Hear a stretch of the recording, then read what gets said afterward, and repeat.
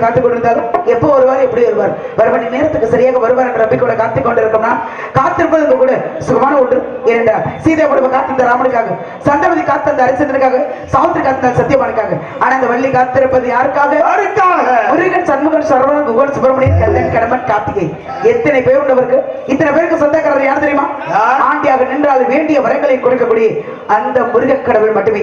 சுமடி நட்டிகள் இருந்து ஆர்த்தி பிறகு தோடுக்கப்பட்டு சரவண பொய்கள் விட்டு 6 கார்த்திகை பெண்கள் வளர்க்கப்பட்டாரு அந்த மிருக கடவுள். அப்பனுக்கு பாடம் சொல்லி சுப்பன் பேர் பெற்று கேட்பவன் சீடன், சொல்பவன் ஆசான், சிவனா இருந்தாலும் எவனா இருந்தாலும் பிரணவத்துக்கு விளக்கம் வேணும்னா மண்டிகிட்டு வாய்ப்பொத்தி அமரணும்னு சொல்லி சிவனையும் மண்டிகிட வைத்தானே சுவாமி மலையிலே அந்த மிருக கடவுள் சோடைய பிள்ளை ஆதிபுர சத்தியமாக விநாயகருடைய தம்பி ஐயப்பனுடைய அண்ணன் ஆண்டி பண்டாரம் பரதேசி என்று ஒரு பெயர் உண்டு. இவ்வளவு பெயர் தான் மட்டுமா? இன்னும் இருக்கிறதா? நிறைய பேர் இருக்கிறது. சரவணபவன், முத்துக்குமாரன், குத்துக்குமரப்பன், குக்குரதாரி, நிறைய பெயர்கள் உண்டு. இதுல சொல்லுங்கப்பா. குத்துக்குமரப்பனுக்கு ஒரு சிறப்பு இருக்கு. சரி. கடிக்கு கந்தப்பன் ஒரு சிறப்பு இருக்கு. முத்துக்குமரனுக்கு ஒரு சிறப்பு. இப்படி நிறைய சிறப்புகள் இருக்கு. ஊர்கள் தோறும் பாஷைகள் பேரு. ஒவ்வொரு ஊருக்கு சென்று தன்னுடைய பேரை நிலைநாட்டணுங்கிறதுக்காக மக்களுக்கு தொண்டு செய்வதற்காகவே பிறக்கப்பட்டவர் யாருன்னா முருக கடவுள் மட்டுமே. ரொம்ப சந்தோஷமா இருக்கு. அப்பா சொன்னாரு காட்டுக்கு போகணும், காவலை பார்க்கணும். அது துண்டு கொடுங்க ஐயா. காட்டுக்கு போகணும், காவலை பார்க்க வேண்டும். இது வள்ளியாக எடுத்துக் கொண்டிருக்கும் புதுக்கோட்டை சேர்ந்த அபிராமி அவர்களுக்கு விழா கம்பியார் சார்பாக பொன்னாடை அணிவிக்கிறார்கள். பொன்னாடை அணிவித்து கௌரவப்படுத்திய அன்பு கிராமத்தில் அத்தனை பேர்களுக்கு சார்பாகும் எங்கள் கலைஞருடைய சார்பாகும் நன்றி நன்றி நன்றி. வணக்கம் வணக்கம் வணக்கம் தெரிவித்துக் கொண்டு ஆமா எழுத போதும் மனதுக்குள்ள இப்படிலாம் எண்ணங்கள் நிறையவே இருக்கிறது. நீங்க அப்பா சொன்ன மாதிரி காட்டு போகணும், காவலை பார்க்கணும். சரி எழுத போதும் இந்த இடத்தில் முருகன் பெருமை சொன்னது போல அவங்க தாயாராகப்பட்ட ஆதிபராசத்தின் பெருமை சொன்னது போல இப்ப பாருங்க, அப்பா சொன்னாரு காட்டுக்கு போய் காவலை பாருங்கன்னு. ஒத்தையில போக சொன்னா ஒரு மரத்தை பார்க்குமா, ஒரு கைத்தக்கால் ஓசை எழுமா, அப்ப கூட்டமா போகணும்னு அப்பா சொல்லி வச்சிருக்காருமா. என்னப்பா முதல்ல நான் சொன்ன 7 பேர் அண்ணன் பிரிந்து உங்களை போட்டிருக்காங்கன்னு காரணம் இருக்கிறது. ஆண்களுக்கு ஒரு வேலை, பெண்களுக்கு ஒரு வேலை தனியா கொடுத்துருக்காங்க. ஆண்களுக்கு என்ன வேலை தெரியுமா? ஆண்கள் உழுது பயிரிட வேண்டும். சரி. பருவடைந்த பெண்கள் திணைக்காவல் புரியணும். அதனால அப்பா சொல்லி வச்சிருக்காரு. இப்ப நீங்க திணைக்கால் புரியல. ஆமா. அண்ணன் 7 பேர் வருவாங்களா? 7 பேர் வர மாட்டாங்க, இடம் பத்தாது. அதனால 7 பேர் வர முடியாது. ஒரே ஒரு அண்ணன் மட்டும் தான் வந்திருக்காங்க. பாதுகாப்பு. அதுக்கு பாதுகாப்பு தான். நீங்க 4 பேர் இருக்கீங்க, அப்புறம் என்ன? 7 பேருமா வரணும். 7 பேர் இருந்தாலும் ஒண்ணும் பிரச்சனை இல்ல. நீங்க 4 பேரு, உள்ளே 2 அதோடு சேர்ந்து அன்பு சகோதரன் சரி அப்படியே கை வைக்கிறாங்க. சிறப்பு சிறப்பு சிறப்பு. ஏன்னா உண்மையிலே உண்மையான அன்பு அப்படிங்கிறது எந்த இடத்துல தேர்தா கிடைக்கும்? எல்லா இடத்துலயும் கிடைக்குமா? கண்ணன் கிட்ட மட்டும்தான். ரொம்ப சந்தோஷம். அண்ணனை பார்த்தோன்னா மனசுக்குள்ள ஒரு புத்துணர்ச்சி வந்துடும். இது முக்கியமானது. முதலாக இந்த நாடக உலகத்தை வெளியில அறிமுகப்படுத்தியது அது இப்ப கண்ணன் தான். இப்ப பல பேர் வந்துட்டாங்க. அப்புறம் பல பேர் வந்தாலும் அதே நிலையில் சிறப்பான ஒரு இடத்துல கண்ணன் இருக்காங்கன்னா அவங்களுடைய மனது அப்படி. ஆமா, சொல்லுங்க. அப்ப சின்ன பிள்ளைகள பெட்டி நான் தான் முதல் வந்து. சரி. அப்ப எல்லாம் கிளை போடுவீங்கதான். ஓஹோ. என்னைய பார்த்து நிறைய சின்ன பிள்ளை வந்துருச்சுல்ல. அது உண்மைதானே. ஒருத்தர் பாட்டு மற்றவரை வாழ வச்சு பார்க்கணுங்கிற சிறப்பு எல்லோருக்குமே இருக்கணும். சில பேர் தான் அப்படி இருப்பாங்க, பல பேர் அப்படி இருக்கிறது. அந்த சில பேர் மற்றவரை வாழ வைக்க பார்க்கணும் அப்படிங்கிற சில பேர்ல நீங்க ஒரு ஆளு, கண்ணான ஒரு ஆள். அதுதான் பெரிய சிறப்பு. வாழ்த்துறதுக்கு எனக்கு வயசு இல்ல. இதுதான் சகோதர தன்மை. ரொம்ப சந்தோஷம். இது போல மொட்டை நீங்க அப்படி உட்கார்ந்து இருக்கு. என்ன உனக்கு என்ன பிரச்சனை? ஒளிப்பா மூதியா இருந்தா அப்படி ஆயிடுவேன். நீ எனக்கு தெரியும், நீ எப்படி எல்லாம் எப்பப்பெல்லாம் முகத்தை அப்படி எல்லாம் வச்சு பண்ணி எனக்கு தெரியும். சரி, இருந்தாலும் மனசுக்கு ரொம்ப சந்தோஷமா இருக்கு. இடத்தை வைத்து நமக்கு பெருமை, நம்மளை வைத்து இடத்துக்கு பெருமையா அப்படின்னா, இடத்தை வச்சு நமக்கு பெருமை, நம்மளை வைத்து இடத்துக்கு ஒரு உண்டான சிறப்பை உண்டாக்கணும் அப்படிங்கிற எண்ணங்கள் மனதில் கொண்டுதான். இப்ப பாருங்க, அப்பா காட்டுக்கு போக சொன்னதும் கொஞ்சம் பய உணர்வு தான் வந்துச்சு. என்ன காரணம்? காட்டுக்குள்ள மிருகங்கள்லாம் இருக்கும். மிருகங்கள் இருக்கிற காட்டுக்குள்ள பொம்பளை பிள்ளைய போக சொல்றாரு. என்ன காரணம் அப்படின்னு அப்பா கிட்டேன். அப்பா உடனே சொல்லிட்டார், மிருகத்தை பார்த்து நீ ஒன்னும் பயப்பட வேண்டியது இல்லம்மா. ஏன் மிருகத்தை பார்த்து பயப்படுற? மிருகம் நம்மளை பார்த்து பயப்படும். அதுதான் உண்மை. மிருகத்துக்கு 5 அறிவு, மனிதனுக்கு 6 அறிவு. 5 பெருசா 6 பெருசா அப்படின்னா 6 தான் பெருசா? என்ன ஆமாங்க? ஆமா, சொல்லுங்க. மிருகம் சேர்ந்து வருது அப்படின்னா நம்ம பார்த்து ஒதுக்கிடுவோம். அவ்வளவுதான். மிருகத்துக்கு எது வயசு? 5 அறிவு. மனிதனுக்கு எது வயசு? வயசா 6 அப்படி வச்சுக்குவோம். அறிவு இருந்து நமக்கு வருதுன்னா கிடைக்க. சரி, நாம அதை விட்டு ஒதுக்கி. அது குணங்கள் நமக்கு தெரியும். அதான் அப்பா சொன்னார். ஒரு சிங்கம் வந்து அடிச்சிருக்கிறது நமக்கு தெரியும். ஆனா அதுல எப்படி தப்பிக்கணும்னு இறைவன் கொடுத்தான் பகுத்தறிவு. ஒரு புலி வந்து நம்மளை கொண்டிருக்கிறது நமக்கு தெரியும். ஆனா அதுல எப்படி தப்பிக்கணும் இறைவன் கொடுத்தான் பகுத்தறிவு. 6வது அறிவு. ஒரு யானை வந்து தூக்கி போட மிருகம் நமக்கு தெரியும். அப்ப அதுக்கிட்ட எப்படி தப்பிக்கணும்னு அதுவும் நமக்கு தெரியும். இறைவன் கொடுத்தான் பகுத்தறிவு. மிருகனுடைய குணங்கள் நமக்கு தெரியும். ஆனா மனுஷனுடைய குணம் தான் தெரியவே மாட்டேங்குது. எப்ப சிங்கமா மாறுறேன், எப்ப புலியா மாறுறேன், எப்ப நரியா மாறி நம்ம கூடவே இருந்து குழி பறிக்கிறான்னு எதுவும் தெரியல. அதனால நீ இந்த மிருகத்தோட இருக்கிறத விட காட்டுக்குள்ள அந்த மிருகத்தோட இருக்கலாம்னு சொல்லி காட்டுக்கு போக சொல்லியிருக்காரு அப்பா. அதுதான் எனக்கும் தெரியல. எனக்கும் தான் தெரியல. மனிதனால மிருகத்துக்கு ஆபத்தா, மிருகத்தால மனிதனுக்கு ஆபத்தான பாருங்க. உங்களை எல்லாம் காட்டுக்கு அனுப்பிட்டு அண்ணங்க தம்பிகளையும் சேர்த்து காட்டுக்கு அனுப்பிட்டு, சரி, அவரு அம்மாவும் அப்பாவும் ஏதோ வேலை பார்க்க போறாங்கன்னு நினைக்கிறேன். என்ன வேலை? ஏதோ குடிசையில ஏதோ. என்ன ஏன் உன் கற்பனை எப்படி போகுது? நான் தானே கேட்கிறேன். உள்ளே இருந்தா குறிக்க நெருங்க வரும், வேலை பார்க்க சிரமமா இருக்கும். மலரும் நினைவு பழைய கதையெல்லாம் பேசி சந்தோஷம். ஒரு விஷயம் பாருங்க, வயசான காலத்துல பெத்தவங்களுக்கு தொண்டு செய்வதற்கு தான் பிள்ளைகளுடைய கடமை. அதுக்காக அப்பாவை கூடவே கூட்டிட்டு வர முடியுமா காட்டுக்கு? அவருக்கு ஓய்வு கொடுத்திருக்கோம். ஓய்வு கொடுத்து வீட்டிலே இருங்கப்பா, உங்க வேலையெல்லாம் நாங்க செய்யறோம் அப்படின்னு அவங்களுக்கு சிறப்பு சேர்க்க நாங்க வந்திருக்கோம். உனக்கு புத்தி ஒரு மாதிரியாவே வித்தியாசம் போயிட்டு இருக்கு. என்னங்கப்பா? அவங்க காவகாலத்துக்கு ஓட்டி போயிட்டாங்க. ஆமா, இனிமே பிள்ளைங்க இனிமே அவங்க வேலையெல்லாம் நாம எடுத்து செய்யணும். அதுதான் பிள்ளைகள் பெறுவது. அதனால நம்ம காலங்காலமா அவங்களே வேலை வாங்கிட்டு இருந்தோம்னா இப்ப நாம எதுக்குதான் திட்டத்துக்கு இருக்கோம்? அவர் பாட்டு ஏதாவது செய்யறாரு, உனக்கு என்ன பிரச்சனை? ஆமா, ஏதாவது அடைச்சிட்டு போறாரு. எனக்குப்பா வேலி அடைக்கிறது, அம்மாவுக்கு பாதுகாப்பு, எல்லாம் ஜகலம் தான். எல்லாம் சகலமும் அவர் தானே செய்யணும். அதனால ஏன்னா வீட்டுல வேலைக்குள்ள பிள்ளைங்க பூரா என் கூட வந்துட்டாங்க. அப்புறம் அங்க வீட்டுல என்ன பண்றது? அப்பதான் செய்யணும். வந்துட்டான்னாக்க ஒருமை. ஆமா, வந்துட்டாங்கன்னா பழம். ஆமா, 2 பெண்கள் உள்ளே தயாராகிட்டு இருக்காங்கல்ல, 2 பொம்பளை பிள்ளைங்க. என்ன அப்படிலாம் சொல்லாது. எனக்கு தெரியும். நான் போய் சொல்லுவேனா? வண்டியில நான் ஏறும் போது பார்த்தேன் 2 பேர் தான் இருந்தீங்க. வண்டியில ஏறதோட பின்னாடி போய் படுத்து தூங்கின நீ தான் ஊருக்குள்ள வந்து இறக்குனேன். இப்ப இடையில என்ன நடந்துச்சுன்னு தெரியுமா? என் மக ஒண்ணு, நீங்க ஒண்ணு. சரி, அப்புறம் இன்னொருத்தி எங்க இருந்து எங்க இருந்து வந்தாலும் எனக்கு தெரியாது. வேலூர்ல எத்தனை எவா அவ சக்கரவர்த்தி? சரி, அந்த பிள்ளைங்க வெளில வரட்டும். யார் என்பதை இதை பார்த்து நாம தெரிஞ்சுக்கலாம். ஒன்னும் பிரச்சனை இல்லை. காரணம் இந்த இடத்துல இப்ப அப்பா சொன்ன மாதிரி காடுக்கு வந்தாச்சு, காவலுக்கு போகணும். அந்த பிள்ளைகள் வராம நான் மட்டும் போக முடியாது. ஒரு மரம் போகுமா, ஒரு தெட்டில் ஓசை எழுமா. அவர்கள் வருவதற்கு முன்னாடி சற்று நேரம் முருகப்பெருமானை காதலிக்கலான்னு ஆசைப்படுறேன். நல்லா காதலிங்க. என்ன உடனே ஒத்துக்கிட்டீங்க? ஏதாவது பிரச்சனை வரும்னு நான் 5 காதலிக்கிறேன். எந்த பிரச்சனை வந்தாலும் நீங்க சமாளிச்சுக்கிறீங்களா? எனக்கு இப்பதான் தெரியுது முருகனுக்கு காது கொஞ்சம் கேட்கல, அதனால காது வலிக்க போறீங்க. இது இப்பதான் தெரியுது உனக்கே சுத்தமா காது கேட்கல அப்படிங்கிறது. காது வலிக்க போகலையா? காதலிக்க சிரிக்கிறாங்க வரும். காதலிக்க போகிறேன். அதனால விடுவதற்குள் பிரம்ம முகூர்த்தத்தில் சிறப்பான முறையில் திருமணம் நடைபெறும். அதனால இதை அடுத்த என்னுடைய காதல் ஒண்ணும் இல்ல, ஒண்ணும் இல்லை. முத்துமணி மலையாக இருக்கிறோம் என்று அவர்களுக்கு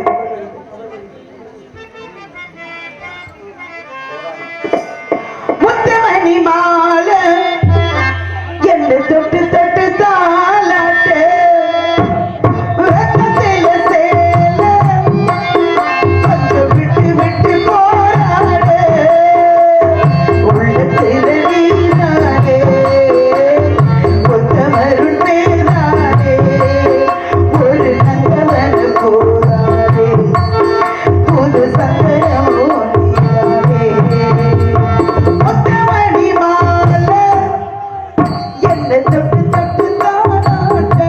சுத்தமா பொறுத்துக்கிறீங்க. ஹலோ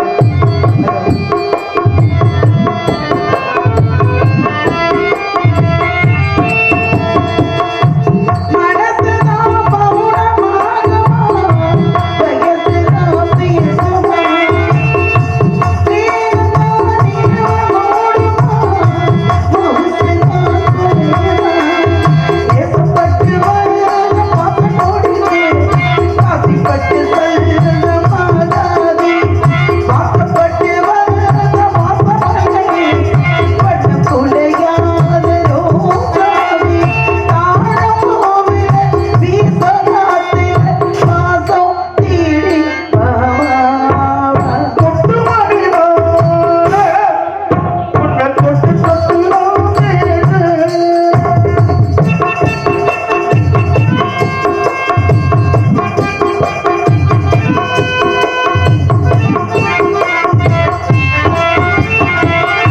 காலையில போட்ட மேதிதான் காலையில வீசுது, கடத்துல போட்ட தாடிதான் காதியோ படுது, சுற்றியாடும் உச்சந்தலையில் பொட்டு வச்சதாரு நீராடி, அத்திமரப்பூ ரசப்படுமா, பக்கத்து உனையாரு நீராடி, ஆசையத்தில வாசமோத்தில தீரும் ஈசன் சூடே.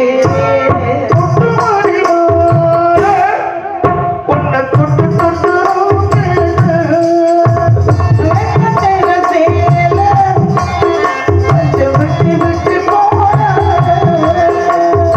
லட்சியை நீதானே ஒத்தமரு தீர்த்தாதே, நந்தவன போராதே, ஒரு சந்தனம் வைத்தாதே, ஒரு நந்தவன போராதே, ஒரு சந்தனம் வைத்தாதே. முன்னாடி நல்லா இருந்துச்சு, சுத்தமா இருக்கு, குறைச்சு விட்டீங்க. எப்படியா இருந்தாலும் ஒண்ணுமே பண்ண முடியாது. கோச்சு கத்திய விடிய வைக்கணும்ல, நாங்க தான் கத்தணும். இன்னைக்கு இங்க ரெண்டு கத்துன்னு கத்திப்போம், அப்புறம் நாளைக்கு போய் எங்க போய் ஒண்ணுமே பண்ண முடியாது. நல்லா இருந்துச்சு, குறைச்சிட்டு அவங்க மைக் பண்ணி கெயில் வச்சுக்க. Hello hello hello. யாருடைய அரசன் சிறப்பு உண்டாகப்படுவாங்க, அந்த முருகனாகப்படுவர், அந்த கந்தனாகப்படுவது எப்பொழுது என்னை வந்து ஆட்கொண்டு அழைத்து போரும், அப்பொழுதுதான் அவரால் எனக்கு ஒரு சிறப்பு கிடைக்கும் என்ற எண்ணங்கள் மனதிற்குள் நிழலாக இருந்து கொண்டிருக்கிறது. நேற்று நான் ஆசை ஒன்று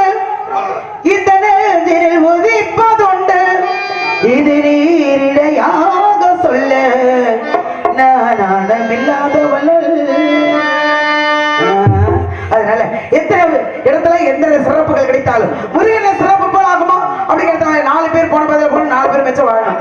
4 பேர் போன பாதை அப்பர் சுந்தரம் மாணிக்க வசூல் தெரிஞ்ச சமுத்திரம் சொல்லக்கூடிய 4 பேர் போன ஆன்மீக பாதையில் போகணும்.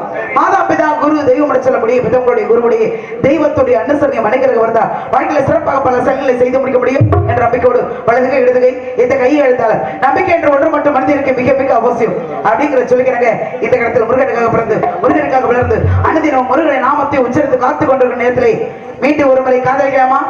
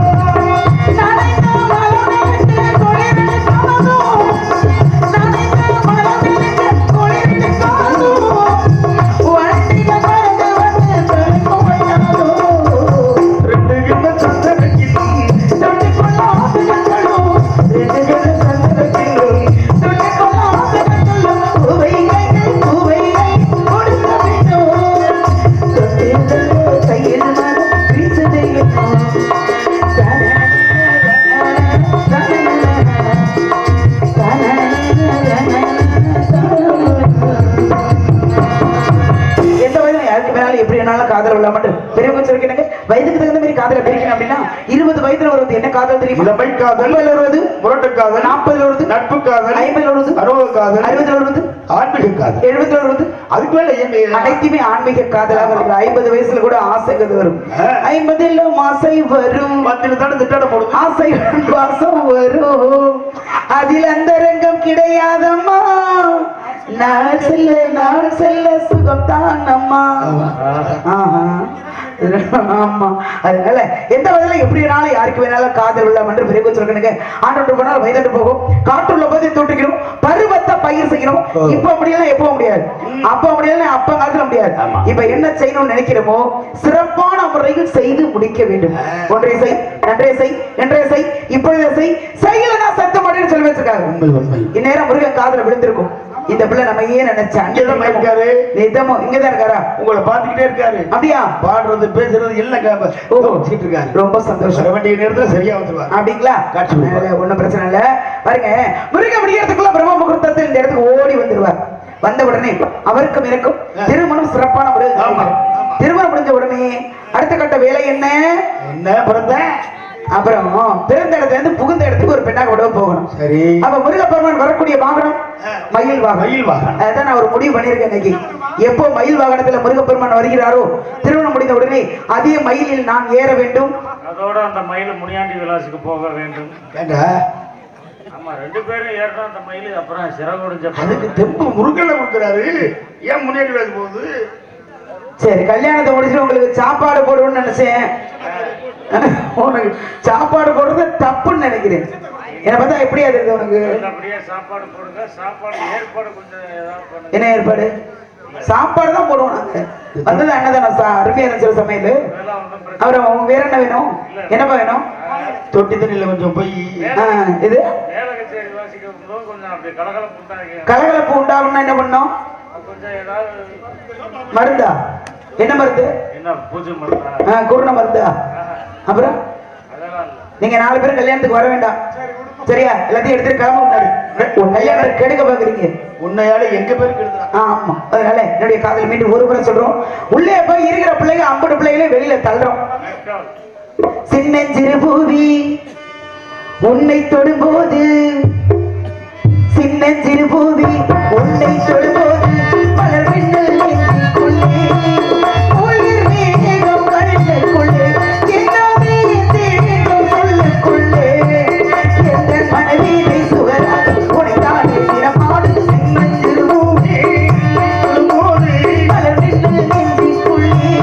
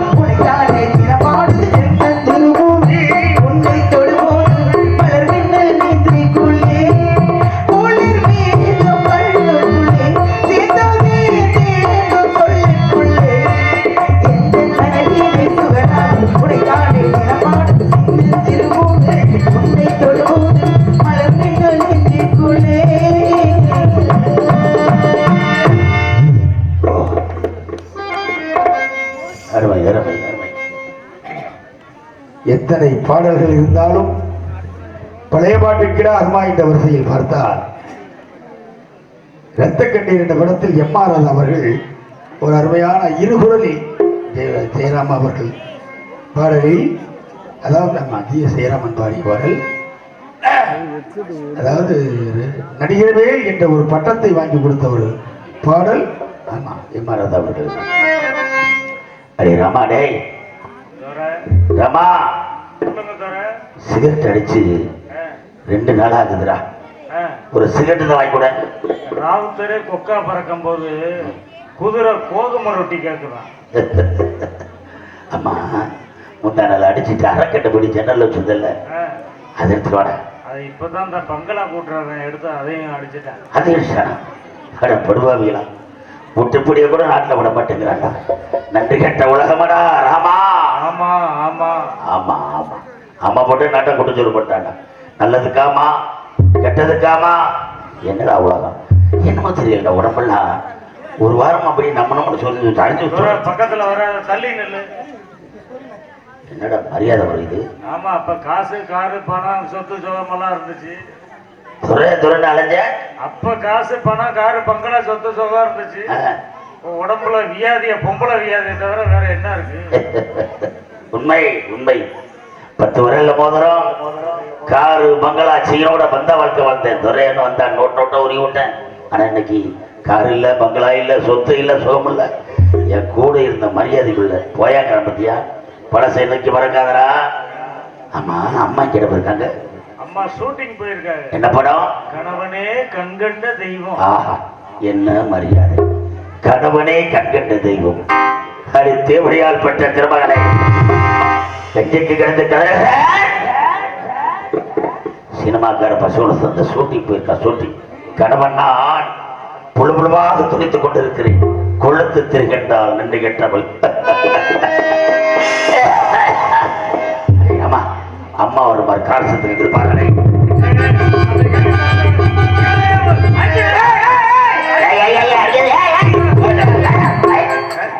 அடியே காந்தா, நான் உனக்கு என்ன செய்தேன்? என் சொத்து சுகம் அந்தஸ்து அத்தனை வளர்ந்து விட்டேன். அடி நன்றி கெட்டவனை அள்ளி அள்ளி கொடுத்தேனே. ஒரு 1000 ரூபாய் செலவு வியாதியை பார்க்க முடியல. அடியே காந்தா, என் முகத்தை பார், என் கையை பார், என் உடலை பார். கட்டிய மனைவி சந்திராவை விட்டு உன்னையே தட்ட வேண்டும் வந்தேனே. காரணம், நீதான் உலகம், நீதான் வாழ்க்கை, நீதான் எனக்கு எல்லாம் நினைத்து வந்த என்னை பார்த்து வீட்டை விட்டு போனா நாயை என்று கண்டு விட்டாய். ஒருபடி உன்னுடன் வாழ்த்த வாழ்க்கை, உன்னுடன் கழித்த செல்லா வழிகள், உன்னுடன் தெரிந்த உல்லாச உலகம் அத்தனையும் போது போ.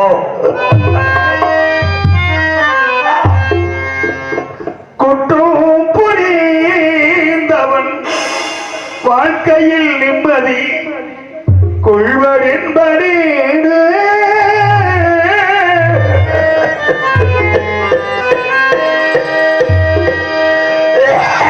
அம்மா, ஐயோ அம்மா,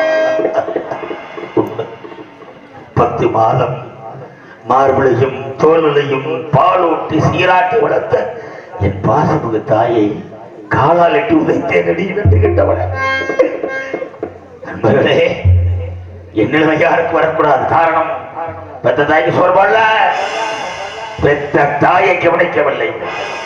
என் அருமை அம்மா, அவளோட பாசம் எனக்கு புரியவில்லை. காரணம், இரத்த திமிர். எனக்கு என் மகன் கல்யாணம் செய்வது பிள்ளை என்று கல்யாணம் செய்து வைத்தால் என் மனைவி, அருமை மனைவி, என் அருமை மனைவி சந்திரா, அவளையும் எனக்கு புரிக்கவில்லை. அப்பொழுது எனக்கு இவள்தான் எனக்கு உயிரா இருந்தாள். பார்த்தீர்களா என் நிலைமையை? சந்திரா, என்னை மன்னித்து விடம்மா.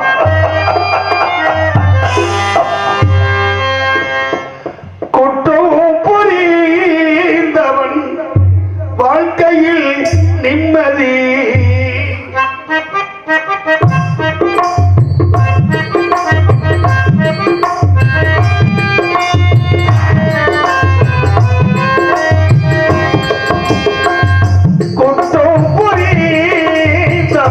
வாழ்க்கையில்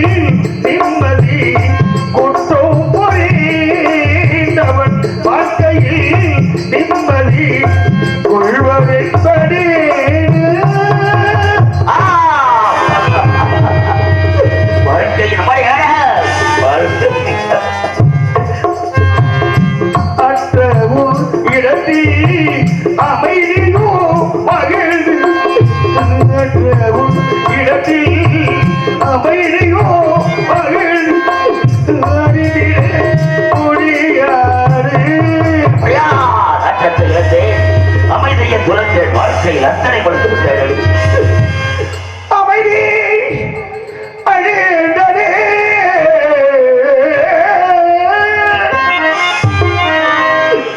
போயனோ இழந்தது. என் ஆணவமின்றோ ஒழிந்தது. அமைதியில் தடம் புயலவள் ஆணவமின்றோ ஒழிந்தது. அமைதியில் தடம் புயலவள் ஆணவமின்றோ ஒழிந்தது. என் ஆணவம், என் அந்தஸ்து, என் அகம்பாவம் அத்தனை மட்டும் போய்விட்டது. நல்ல குணத்தை இழப்பவள் எங்கிலே சுகமடைவதே. நல்ல குணத்தை இழப்பவள் எங்கிலே சுகமடைவதே. வாஸ்தவம், கட்டிய மனைவியை விட்டு கண்டவளோடு ஒரு சற்று பெற்ற தாயை காலாலத்து உதைத்து வாழ்க்கையில் அத்தனை மறுத்து விட்டேன்.